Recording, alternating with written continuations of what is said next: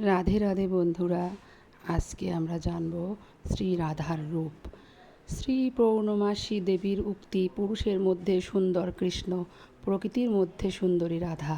মদনদেব জগতের সবাইকে মোহিত করতে পারে, শ্রীকৃষ্ণ অনন্ত কোটি মদনদেবকে মোহিত করেন, তাই কৃষ্ণকে বলা হয় মদনমোহন।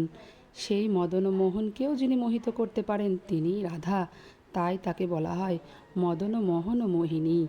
শ্রীল রূপ গোস্বামী বর্ণনা দিয়েছেন, শ্রী বিষভানু নন্দিনী সর্বদাই সুষ্ঠু কান্ত স্বরূপা, অর্থাৎ অতি মনোজ্ঞ বিগ্রহযুক্তা, ষোড়শ শৃঙ্গার ধারিণী, অর্থাৎ 16 রকমের শ্বাসযুক্তা, এবং দ্বাদশ আভরণিতা, 12 রকমের আভরণে ভূষিতা।